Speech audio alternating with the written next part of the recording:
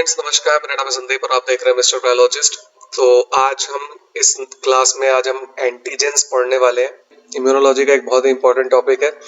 आज इस टॉपिक को हम डिस्कस करने वाले हैं और इस पर्टिकुलर क्लास में because NEET UG, CSIR NET, IIT JAM, GATE excel या फिर दूसरे कॉम्पिटिटिव एग्जामिनेशंस में एंटीजन से काफ़ी ज़्यादा क्वेश्चंस पूछे जाते हैं। इस टॉपिक को आज हम डिस्कस करने वाले हैं। बिना देर के हुए चलिए इस टॉपिक को शुरू करते हैं। सबसे पहले हम ये जान लेते हैं कि एंटीजन क्या होता है। एंटीजन इम्यूनोलॉजी में एक टर्म होता है एंटीजन, जिसको एक मॉलिक्यूल या फिर कोई भी केमिकल मॉलिक्यूल हो सकता है या फिर कोई मॉलिक्यूलर स्ट्रक्चर हो सकता है या फिर कोई पर्टिकुलेट मैटर हो सकता है जो कि फॉरेन पर्टिकुलेट मैटर है, यानी कि ये बॉडी के अंदर ऑलरेडी प्रेजेंट हो भी सकता है या नहीं भी हो सकता है। लेकिन अगर वो बॉडी के अंदर प्रेजेंट है, जो मतलब सेल्फ एंटीजन जिसको बोला जाता है, अगर उस तरह का कोई मॉलिक्यूल है तो उसको मॉलिक्यूल बोलेंगे। और अगर कोई बाहर से ऐसा पार्टिकल आ रहा है जो कि बॉडी के अंदर इम्यून सिस्टम या फिर इम्यून रिस्पॉन्स को जनरेट करता है या ट्रिगर करता है, तो उसे हम एंटीजन बोलते हैं। इम्यूनोलॉजी में उसे हम एंटीजन टर्म से डिनोट करते हैं, एंटीजन बोलते हैं। एंटीजन्स प्रोटीन्स भी हो सकते हैं, पेप्टाइड्स भी हो सकते हैं। पेप्टाइड्स या फिर अगर कॉमन नेम में बोला जाए अमाइनो एसिड की चेन्स होती है, या फिर वो पॉलीसैकेराइड या फिर जिसे कॉमनली मोनोसैकेराइड्स या सिंपल शुगर की चेन हो सकती है, लिपिड हो सकता है या फिर कोई न्यूक्लिक एसिड भी हो सकता है। तो ये सभी लगभग एंटीजन हो सकते हैं और एंटीजन बॉडी के अंदर भी डेवलप होता है। तो जो बॉडी के अंदर डेवलप होता है उसे सेल्फ प्रोटीन या फिर सेल्फ एंटीजन बोला जाता है, और जो बाहर या फिर एनवायरनमेंट से बॉडी के अंदर एंटर करते हैं उन्हें नॉन सेल्फ एंटीजन या फिर नॉन सेल्फ प्रोटीन भी बोला जाता है। एंटीजन का स्ट्रक्चर अगर आप स्क्रीन पर देख पा रहे हैं तो कुछ इस प्रकार का होता है। ज़्यादातर जो वायरसेस हैं या बैक्टीरियाज हैं उन्हें हम एंटीजन्स के तौर पे देखते हैं, क्योंकि वो इम्यून सिस्टम को जनरेट करते हैं। जैसे ही वो बॉडी में एंटर करते हैं वो इम्यून सिस्टम या फिर इम्यून रिस्पॉन्स को एक्टिवेट करते हैं ताकि बॉडी उसके खिलाफ एंटीबॉडीज जनरेट कर सके। इसलिए ऐसे कोई भी मॉलिक्यूल्स जो बॉडी के अंदर इम्यून रिस्पॉन्स को एक्टिवेट करते हैं तो उसे हम एंटीजन बोलते हैं। अब एंटीजन की प्रॉपर्टीज डिस्कस कर लेते हैं। एंटीजन की प्रॉपर्टीज कुछ 6-7 प्रॉपर्टीज हैं जिनको हम यहाँ पर डिस्कस करने वाले हैं। सबसे पहले तो एंटीजन कोई भी फॉरेन सब्सटेंस होना चाहिए।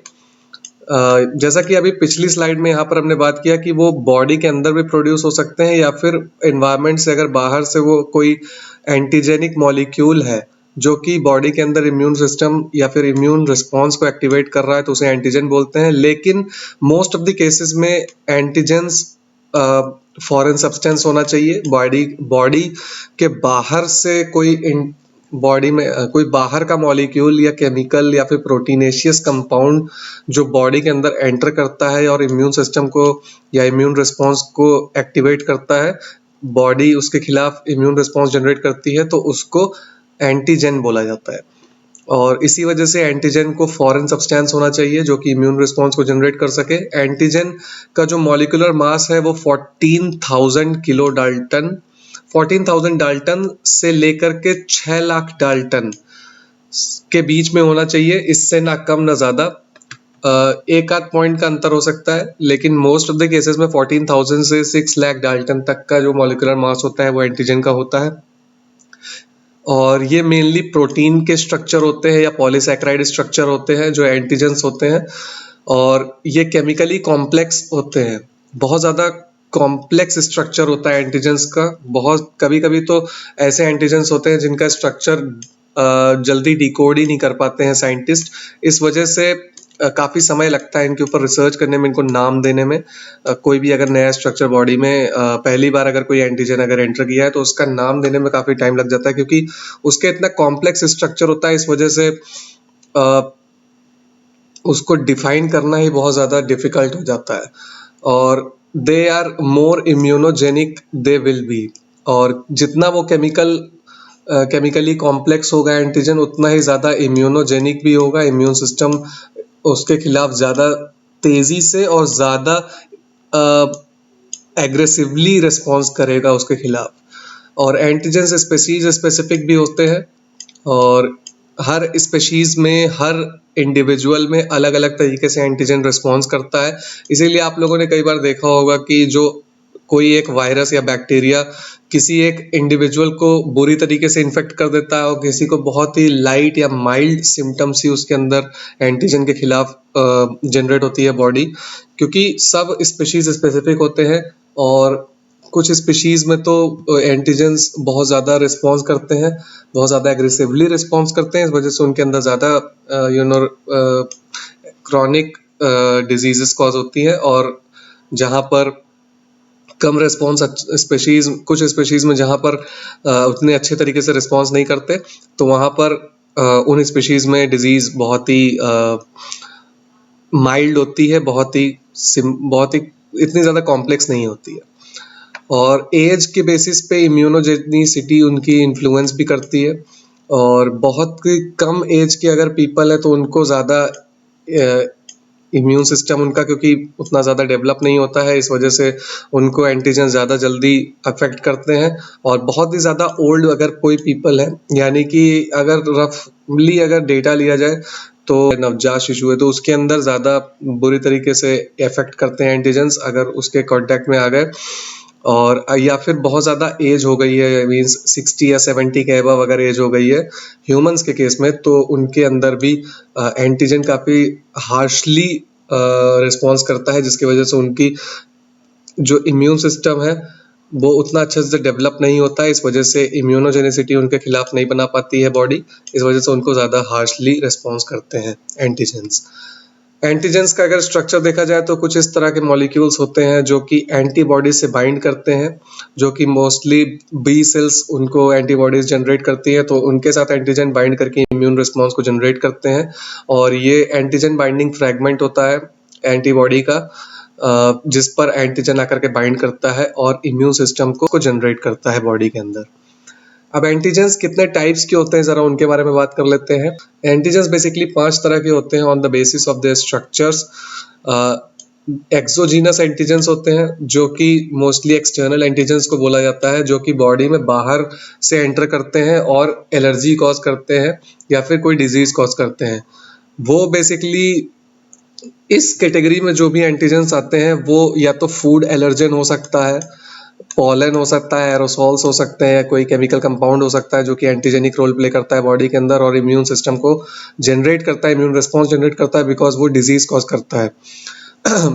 और ये आपकी बॉडी में इनहेलेशन के थ्रू एंटर कर सकते हैं, इंजेक्शन के थ्रू एंटर कर सकते हैं या दूसरे मेथड ऑफ कांटेक्ट के थ्रू बॉडी में एंटर करते हैं और डिजीज कॉज करते हैं। फिर दूसरा जो एंडोजीनस एंटीजन होता है, जैसा कि हमने पिछले स्लाइड में डिस्कस किया कि कुछ सेल्फ एंटीजन मॉलिक्यूल्स भी होते हैं जो कि बॉडी के अंदर वायरल इन्फेक्शन या फिर बैक्टीरियल इन्फेक्शंस के थ्रू जनरेट होते हैं या फिर सेलुलर मेटाबॉलिज्म के थ्रू भी एंटीजेनिक कैरेक्टर्स कुछ डेवलप होते हैं इन एंटीजेंस की वजह से। तो उन जो एंटीजेंस इस तरह की फिनोमिनन से अगर जनरेट होते हैं तो उनको हम एंडोजीनस एंटीजेंस की कैटेगरी में डालते हैं।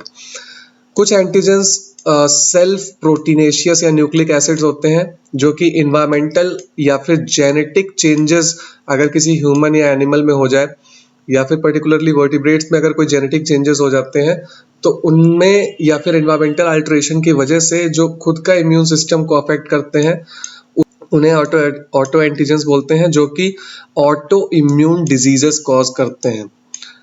ये ध्यान में रखिएगा, अगर ये क्वेश्चन पूछा जाता है कि ऑटो इम्यून डिजीजेस कैसे जनरेट होती है बॉडी के अंदर, तो आपको ये पता होना चाहिए कि वो ऑटो एंटीजेंस के थ्रू जनरेट होती है जो कि इम्यून सिस्टम को अफेक्ट करते हैं ह्यूमन बॉडी के अंदर खुद के सेल्फ प्रोटीनेशियस या न्यूक्लिक एसिड मॉलिक्यूल्स, तो उन्हें हम ऑटो एंटीजेंस बोलते हैं। ट्यूमर एंटीजेंस वो होते हैं जो एंटीजेनिक कोई भी सब्सटेंस हो सकता है जो कि ह्यूमन के अंदर इम्यून रिस्पॉन्स को अफेक्ट करके ट्यूमर सेल्स में कन्वर्ट कर देता है किसी भी नॉर्मल सेल को। कुछ ऐसे एंटीजेंस होते हैं जिन्हें एंटीजन प्रेजेंटिंग सेल के थ्रू टी सेल के सामने प्रेजेंट नहीं कर पाते हैं। कुछ ऐसे एंटीजेंस होते हैं जिनको T cells antigenic presenting cell या फिर एंटीजेनिक प्रेजेंटिंग सेल के सामने प्रेजेंट नहीं कर पाते हैं और उनके खिलाफ इम्यून सिस्टम को जनरेट नहीं कर पाते हैं। तो फिर उन कैटेगरी के जो भी एंटीजेंस होते हैं उनको नेटिव एंटीजेंस बोला जाता है। अब हैप्टेंस क्या होते हैं, हैप्टेंस के बारे में थोड़ा सा जान लेते हैं। ये बेसिकली इससे भी काफ़ी क्वेश्चंस एग्जाम में पूछे जाते हैं क्योंकि ये बहुत ही न्यू वर्ड है इम्यूनोलॉजी के अंदर।